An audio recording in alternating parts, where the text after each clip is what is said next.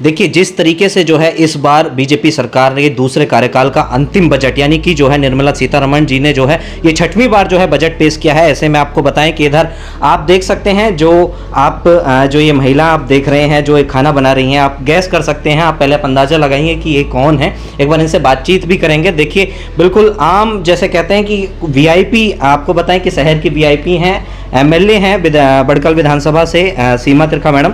एक बार बातचीत करते हैं। आप देखिए किस तरीके से जो है ये घर में जो है अपना खाना बना रही हैं, पूरा बिल्कुल जैसा कहते हैं कि वीआईपी जो है अपना काम स्वयं नहीं करते होंगे या फिर उनके हाल भाव से जो है अलग ही लगता होगा, लेकिन आप यहाँ पर देखकर सादगी का अंदाजा लगा सकते हैं। एक बार बातचीत करते हैं। मैम बहुत बहुत स्वागत है आपका। राम राम जी मैम, जिस तरीके से जो है अब की बार जो ये बजट पेश किया गया है इसको लेकर क्या कहोगे? मैं सबसे पहले एक बात कहना चाहती हूँ कि अपने देश के प्रधानमंत्री नरेंद्र भाई मोदी जी का धन्यवाद करना चाहती हूँ कि हमारे जो संस्कार और संस्कृति है उसके मुताबिक उन्होंने हमारी जो बजट पेश करने वाली मंत्री हैं वो महिला है निर्मला सीतारमण जी, और वो अपना 6ठा बजट पेश कर रही हैं। तो एक भरोसा और एक ऐसी सरकार जो महिलाओं की ताकत से, महिलाओं की शक्ति से देश को आगे बढ़ाने का काम कर रहे हैं। और इसके साथ मैं बजट के विषय में जोड़ना चाहती हूँ कि जो अंतरिम बजट है, मैं ये बात कह सकती हूँ कि क्योंकि सरकार का लक्ष्य ही 2-3 विषय हैं। सरकार का सबसे बड़ा लक्ष्य है अंत्योदय का, जो अभावग्रस्त लोग हैं उनको मदद करके वहाँ से चलाने का। एक देश के पहले प्रधानमंत्री हैं जिन्होंने मोदी जी की गारंटी वाली गाड़ी चलाई।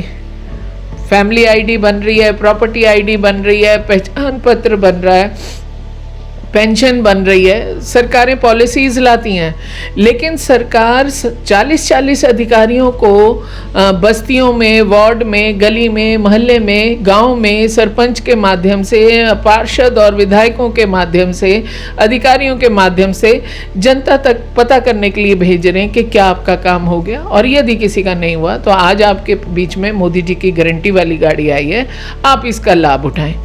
दूसरी तरफ मैं कहना चाहती हूँ कि जो सरकार का दूसरा बड़ा हिस्सा है वो है बहनें और महिलाएं।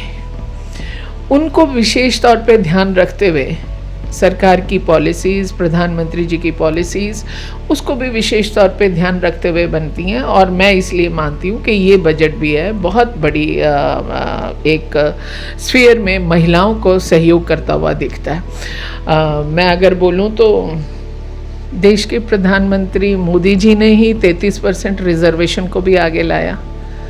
तो इसलिए हमारे जितने भी कार्यशैली है प्रधानमंत्री जी की, निर्मला सीतारमण जी जो उनके मार्गदर्शन में काम कर रही हैं, तो वो सारी चीज़ों को जोड़ते हुए महिलाओं को सपोर्ट करता हुआ दिखता है। अच्छा, अगर हम बात करें आप महिलाओं की, जहां आप बात कर रही हैं, अगर हम जो आप काम अभी फ़िलहाल कर रहे हैं यहीं से शुरुआत अगर हम करें तो ऐसे में गैस सिलेंडर जो है 20 रुपये महंगा कर दिया है, घरेलू गैस सिलेंडर। तो ऐसे में जो मध्य वर्गीय हैं या उससे भी कम जो लो वर्ग की महिलाएँ हैं उन पर कैसा?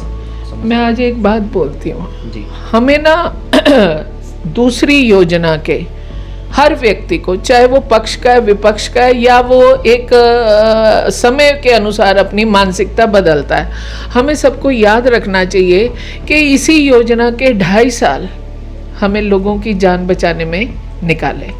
जब पूरे देश में कोरोना के टेस्ट हो रहे थे तो किसी से पैसा नहीं लिया जा रहा था। लोगों ने अपने टेस्ट 4-4, 6-6 बारी भी कराए। मतलब जैसे कि एक स्पैन होता था कि इतने टाइम के बाद होना चाहिए, लेकिन फिर भी लोग आगे बढ़े। दूसरी तरफ मैं इसमें ये भी चीज़ जोड़ना चाहती हूँ कि जब कोरोना वैक्सीन आई जी, तो उस वैक्सीन के लिए कोई चार्जेस नहीं लिए गए। प्राइवेट हॉस्पिटल्स की बात अलग है जहाँ कुछ लोग सुविधा लेना चाहते हैं, लेकिन सरकारी अस्पतालों में भी कम नहीं रही। वहीं पर जोड़ती हूँ कि जो 80 करोड़ से अधिक परिवारों को, जिनका खास तौर से कोरोना के समय में जिनका कामकाज सफ़र किया, जिनके पास पूरी रोज़ी रोटी के साधन नहीं रहे, आज 80 करोड़ देशवासियों को, परिवारों को हमारे सरकार के माध्यम से उनका किचन की आपूर्ति, उसको ज़रूरत को पूरा किया जा रहा है।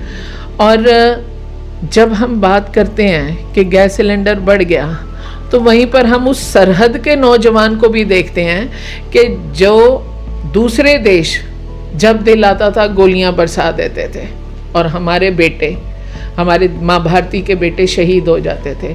आज उस शहादत की भी, जो मैं कहूँ कि जो हमारा विरोधी है, जो हमारा दुश्मन देश है, आज वो भी अपनी गोली की नाल हमारी तरफ करते हुए डरता है। तो हम सब इस मानसिकता से भरे हुए हैं कि हमारे को अगर 20 रुपये सिलेंडर महंगा हो गया, लेकिन वहीं हमारे बुज़ुर्ग की पेंशन के माध्यम से सुरक्षा हुई, वहीं हमारे बच्चों को टैब बांट करके मुफ्त की सुविधा दी गई। मैं मुफ्त इसलिए वर्ड यूज़ करती हूँ क्योंकि हम उसको अफोर्ड नहीं कर सकते।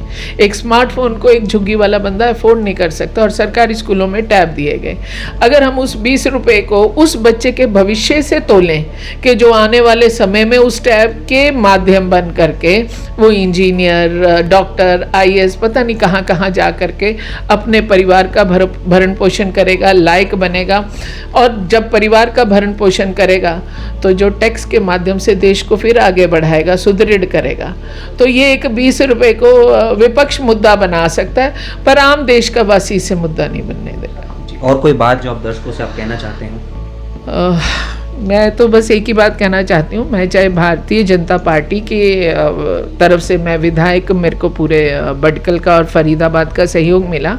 मैं ये कहना चाहती हूँ कि हम जब भी निर्णय लें, हम निर्णय अपने बच्चों को भविष्य को देखते हुए, अपनी बहन बेटियों की सुरक्षा को देखते हुए, अपने बड़ों की, बुज़ुर्गों की सुविधा को देखते हुए और अपने परिवार की समृद्धि को देखते हुए हमें अपना निर्णय लेना चाहिए। और आज जो काम हमारे देश की पहचान बनाने के लिए, देश में नहीं पूरे विश्व भर में जो मोदी जी के माध्यम से हुआ है, वो शायद भारत के पिछले जो पन्ने रहे उसमें वो ऊंचाई हमें नहीं मिल पाई। अगर हम अपने उसमें बात करते हैं कि सोने की चिड़िया की बात करते हैं, हम इसको विश्व गुरु की बात करते हैं, तो आज आपको वो चीज़ जो है, वो एक जो स्पिरिचुअल हो रहा है, वो आपको सब जगह दिखाई देगा। और राजा के ऊपर जो सेवादार होता है, जिसे राजा भी कहा जाता है, जनप्रतिनिधि भी कहा जाता है, उस पर धर्म की कमान, धर्म का अंकुश होना बहुत ज़रूरी है। तो इसलिए पुराने अगर भारत का इतिहास देखा जाए तो प्रत्येक राजा का राजकाज का जो खास काम होता था वो किसी ना किसी गुरु के माध्यम से होता था। तो आज उस चीज़ में दुनिया की नज़र भारत पर है, और भारत को आगे बढ़ाने का काम ये 140 करोड़ लोगों के माध्यम से हुआ। आपका एक वोट पड़ा, जिसकी बदौलत आज देश में कई मैं बोलूँगी कि एयरपोर्ट बन गए। आपके एक वोट की बदौलत, आपके एक वोट का करामात है, जिससे आज बहुत सारी ESI पूरे देश में बन गई। आपकी इसी एक वोट की बदौलत 370 हटी, इसी एक वोट की बदौलत 3 तलाक हटे, जो मुस्लिम महिला को भी जगह देने का काम किया। और यही एक वोट है जो पूरे विश्व में भारत का जो संस्कृति है राम नाम की, पूरे विश्व में गुंजायमान हुई है।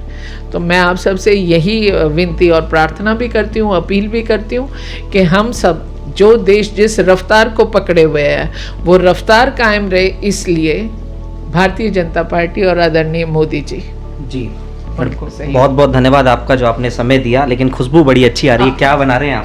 मैं चावल बना रही हूँ, और चावल मैं खास तौर से, मुझे बड़े अच्छे लगते हैं उसके कटहल वाले। अच्छा, कटहल और कटहल वाले चावल बना रही हूँ, अभी आपको खिलाऊंगी, 5-7 मिनट लगेंगे। बिल्कुल स्पेशल आप कुछ बना रहे हैं।